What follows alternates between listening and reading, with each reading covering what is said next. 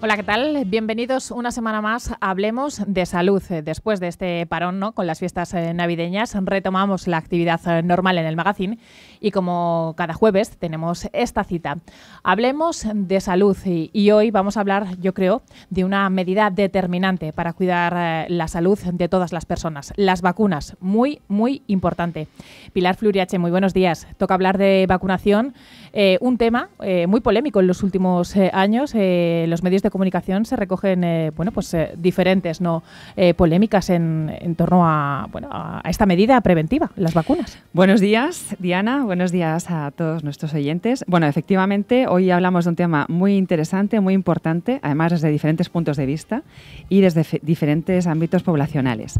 Para hablar de ello, tenemos hoy aquí en nuestros estudios a tres compañeras, tres profesionales sanitarios.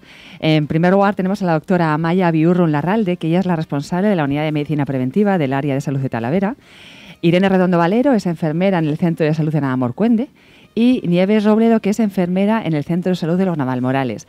Recordamos que efectivamente el área de salud de Talavera no es solamente la ciudad de Talavera, sino que es un ámbito grande donde tenemos 16 centros de salud y 92 consultorios locales, con lo cual, bueno, pues la atención sanitaria es amplia y además con casi cerca de 2.000 profesionales atendiendo a las personas que están en nuestro área.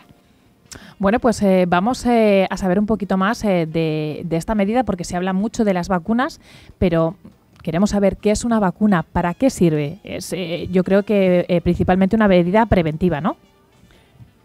A mí antes de empezar, si os parece, con las vacunas, siempre me gusta hablar un poco de las profesiones sanitarias y en este caso Amaia es la responsable de medicina preventiva del área de salud, pero además concretamente está ubicada en el hospital. Entonces ahí me gustaría primero, Amaia, que nos cuentes a grosso modo qué es un médico de medicina preventiva. ¿Vosotros curáis, intervenís, operáis o a qué os dedicáis? Prevenimos o intentamos prevenir. Es una especialidad que es igual menos conocida que las que hacen un servicio más directo con los pacientes y de hecho con los amigos y la familia a veces también me cuesta explicar a qué nos dedicamos porque tenemos una visión un poco más colectiva. Somos especialistas en medicina preventiva y salud pública. Y entonces básicamente nuestras funciones dentro del hospital están orientadas en todo lo que pueda orientar a la prevención. Bien, por ejemplo, en la prevención de las infecciones relacionadas con la asistencia sanitaria, vigilando medidas de asepsia, de desinfección, vigilando que se hagan los cuidados sanitarios de manera adecuada, con mucha relación también con la vigilancia epidemiológica de las enfermedades, colaborando siempre con Sanidad en lo que son las enfermedades de declaración obligatoria para que se tenga una información real de lo que se atiende en el hospital. También con medidas preventivas dirigidas al aire en los quirófanos o el agua de las instalaciones que responda a las medidas de calidad que tienen que tener.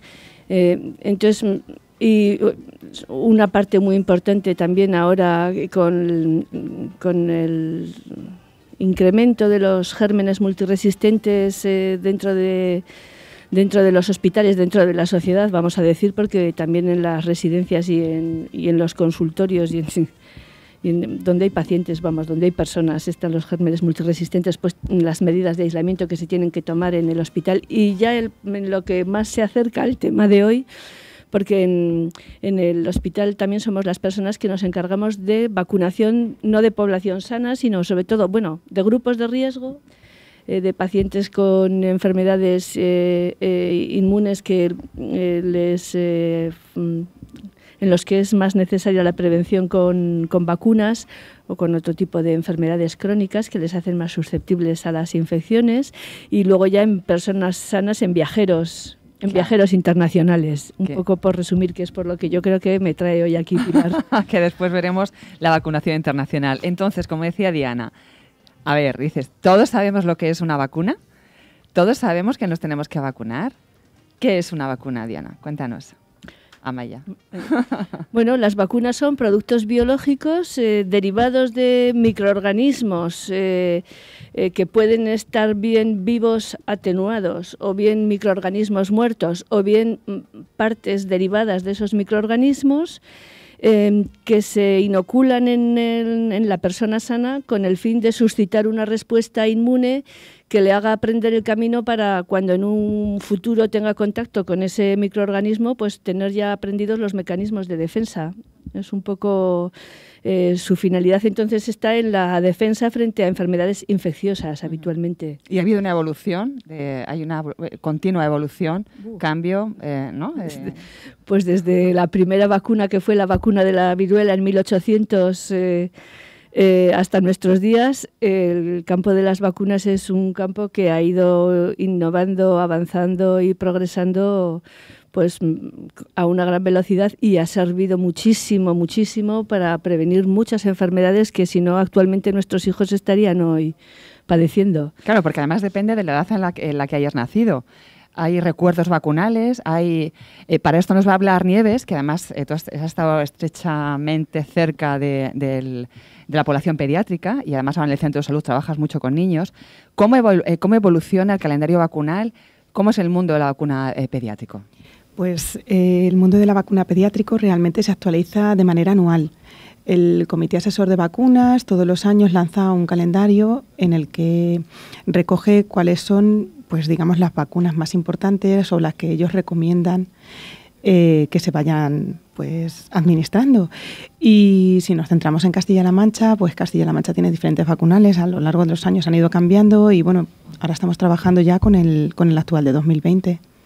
Nieves, yo que tengo niñas pequeñas, bueno, pues en los últimos años, de la mayor a la pequeña, he visto cómo ha cambiado el calendario de vacunación.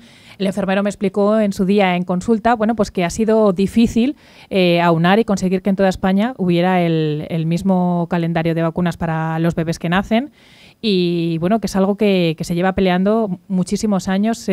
Ha sido difícil poner a todas las comunidades de acuerdo y buscar unos mínimos para que todos los niños, da igual en qué parte de España nazcan, tengan las mismas vacunas, ¿verdad? Así es.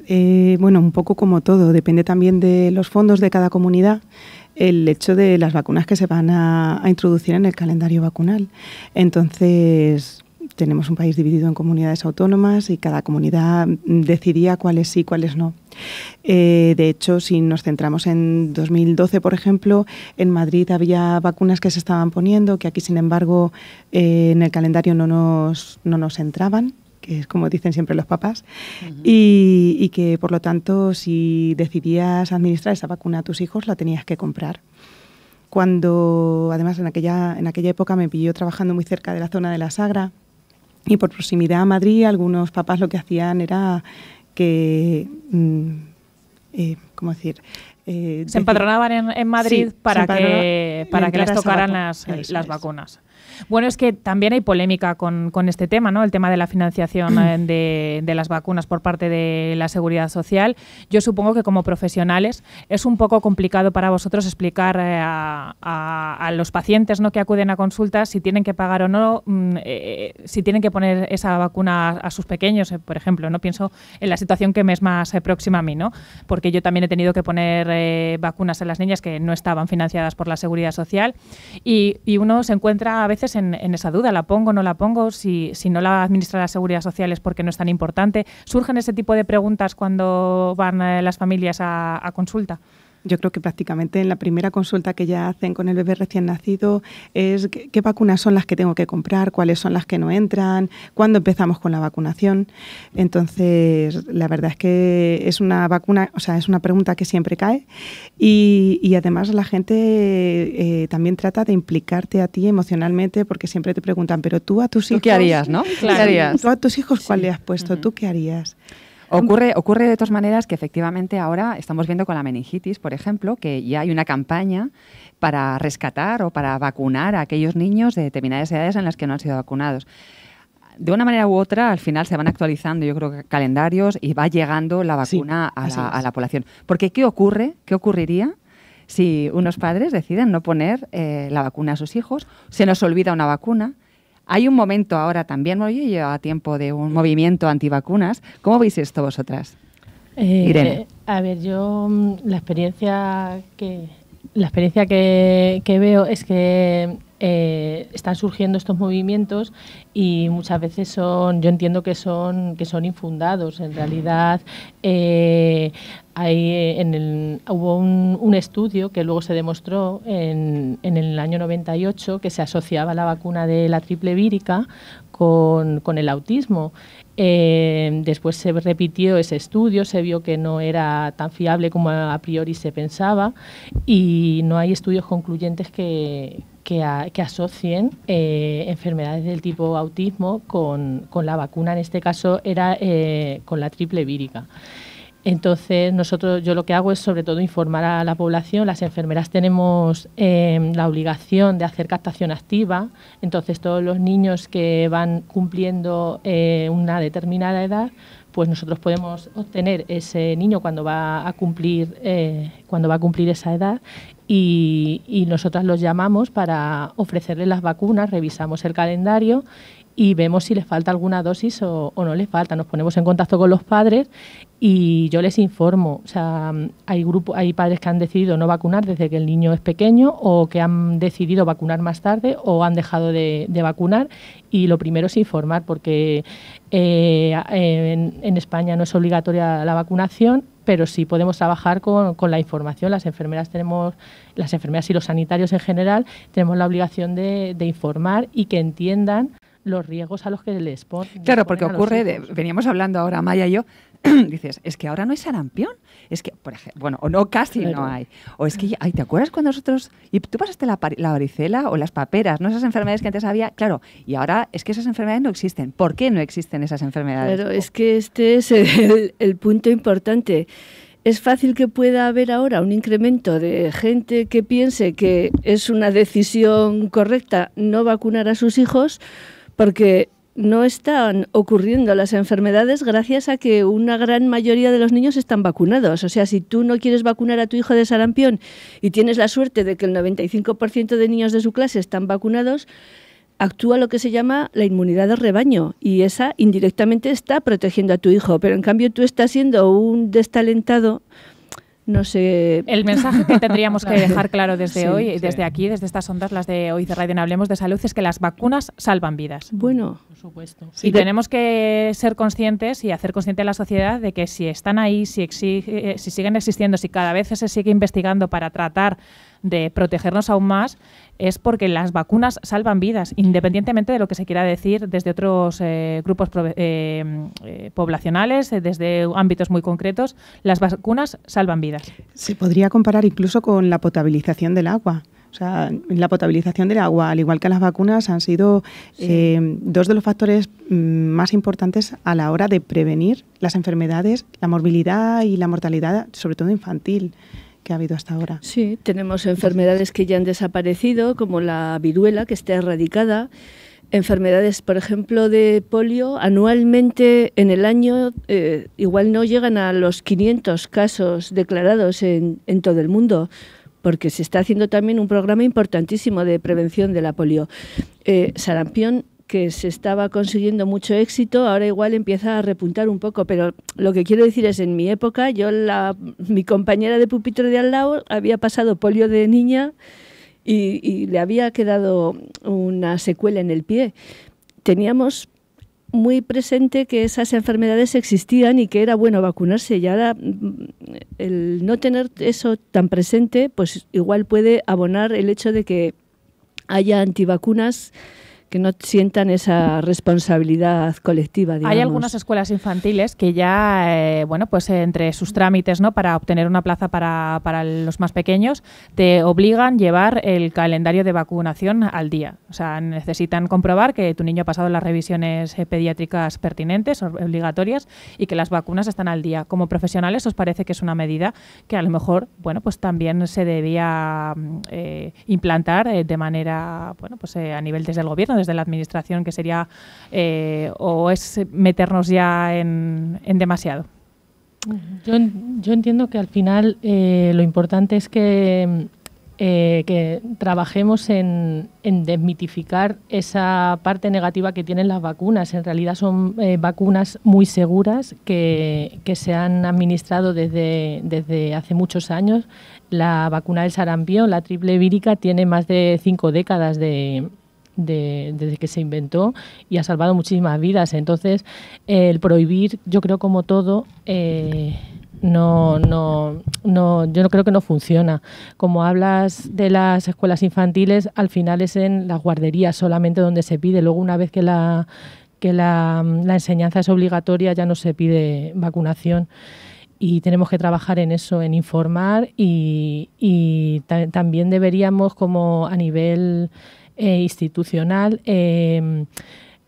también controlar un poco el tema de la difusión en las redes sociales, porque estos temas se exponen casos que son muy, muy llamativos, que a la gente les llama mucho la atención, pues casos de niños que se empezaron a notar los primeros signos de enfermedades como el autismo a edades que coincidían con la vacunación, pero no hay ningún estudio Nos concluyente. dejamos llevar, Irene, efectivamente, mucho por la opinión pública, por el drama, ¿no? Y realmente se genera una bola, un momento imparable, efectivamente, con lo cual, como siempre decimos, hay que ir a la fuente fidedigna, hay que ir a la fuente real, que en este caso sois los profesionales sanitarios, y es tan importante, avanzando un poco más la vacunación, que cuando vamos a otros países nos tenemos que vacunar, e incluso si no nos vacunamos no nos dejan entrar en algunos países.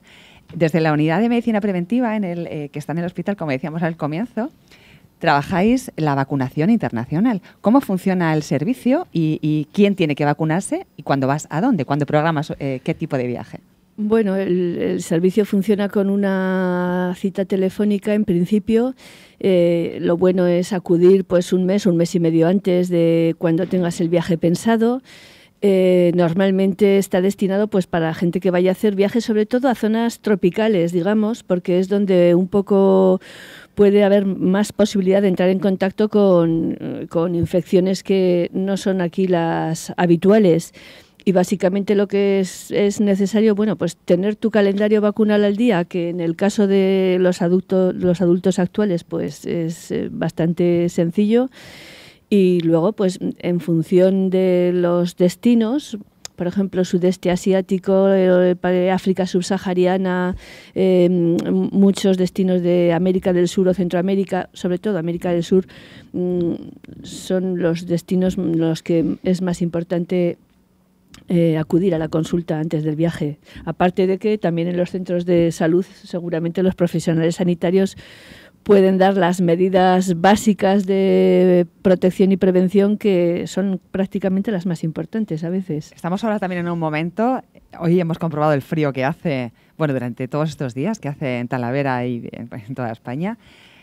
¿Hay un pico de gripe? ¿Cómo estamos? ¿Hacemos un refuerzo, un recordatorio de la importancia de la vacunación, ya que hablamos de vacunas? Pues ahora estamos en época todavía estamos en campaña de vacunación, tenemos que recordarlo, que hasta finales de febrero se prolonga la campaña de vacunación y está dirigida especialmente a mayores de 65 años y a personas que tengan enfermedades crónicas como la diabetes, que tengan problemas cardíacos, infartos, insuficiencias cardíacas, problemas respiratorios, los enfermos que sufran EPOC, asma, son candidatos especialmente a esa vacunación. Y animamos a la gente a que vaya aún a sus consultorios para que se vacunen.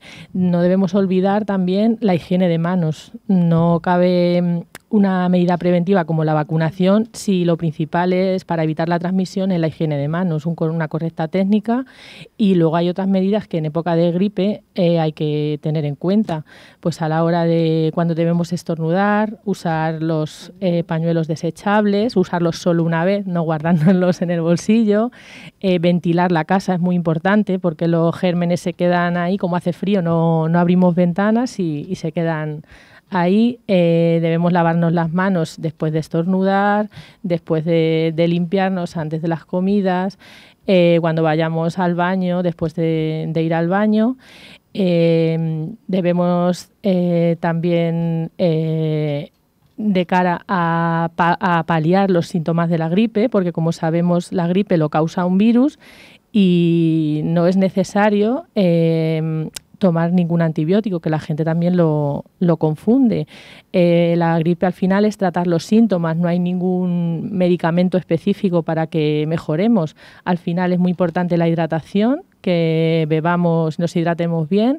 El reposo es súper importante, porque es que en estos tiempos que corren no nos permitimos el lujo ni de ponernos malos, y al final la gripe pues es una enfermedad que tiene su tiempo de evolución, que normalmente es una semana, y debemos reposar porque realmente pasa factura al cuerpo, o sea, estás como si te hubiesen dado una paliza.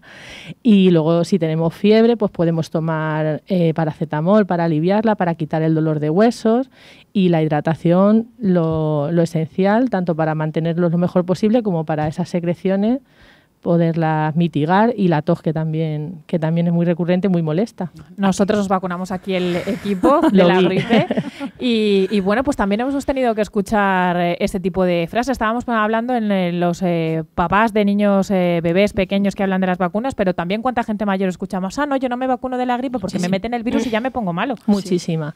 Sí. Pues como ha dicho Amaya, la vacuna de la gripe es una porción muy pequeña del virus de anteriores campañas. Es prácticamente imposible que cause la enfermedad. Sí que es verdad que cuando se inyecta y se pone la vacuna, se desencadena una respuesta en el cuerpo que es la que queremos que se desencadene.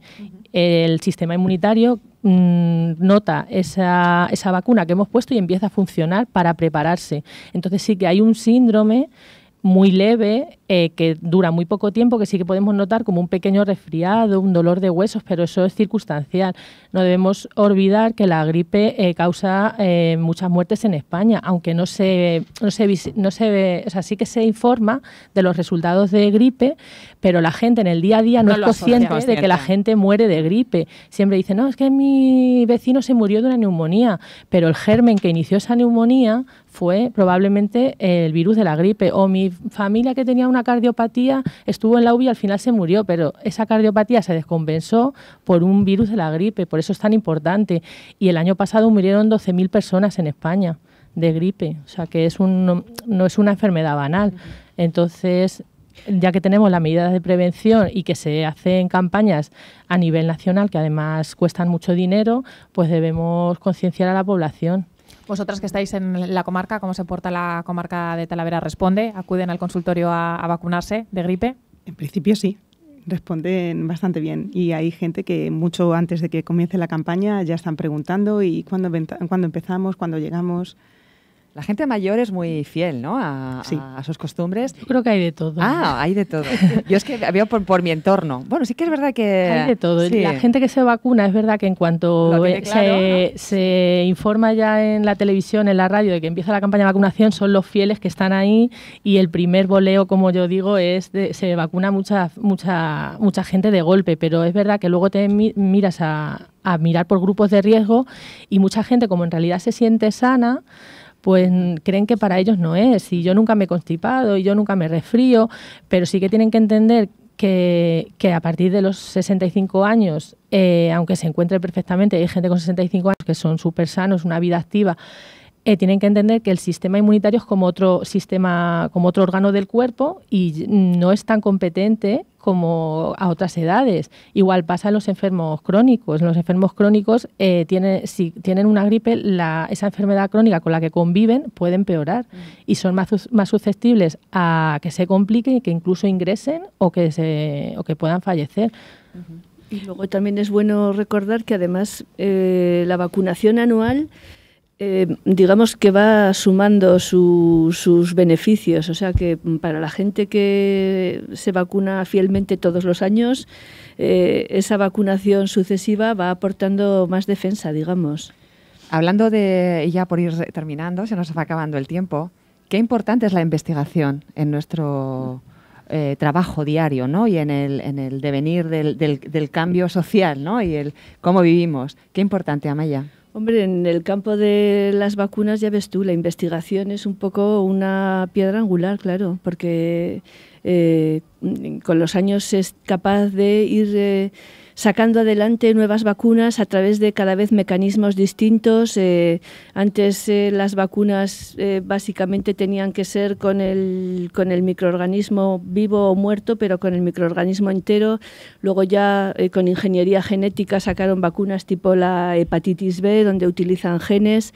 Luego a través de... es decir, van encontrando... luego los toxoides, aunque esos también son antiguos, pero quiero decir que van encontrando diferentes maneras para poder avanzar con las vacunas, e incluso con algunas vacunas difíciles como enfermedades tropicales como el dengue o como el ébola. También están ya poniendo investigación en personas ya para ver la eficacia de estas vacunas. O sea, en enfermedades infecciosas más difíciles que otras por su variabilidad, digamos, están sacando adelante vacunas que yo creo que más adelante podrán beneficiar a muchos millones de personas. Pues lo que reclamamos desde esta parte, que es la que nos toca, ¿no? Más dinero, más financiación para todo este tipo de proyectos que al final consiguen salvar vidas y consiguen que, bueno, pues la población en general esté más sana, sea más longeva, y al final es lo que queremos, ¿no? Entre todos, bueno, pues conseguir para nuestro entorno y el entorno más cercano, así vamos poquito a poco haciendo el mundo, ¿no? Muy buena salud.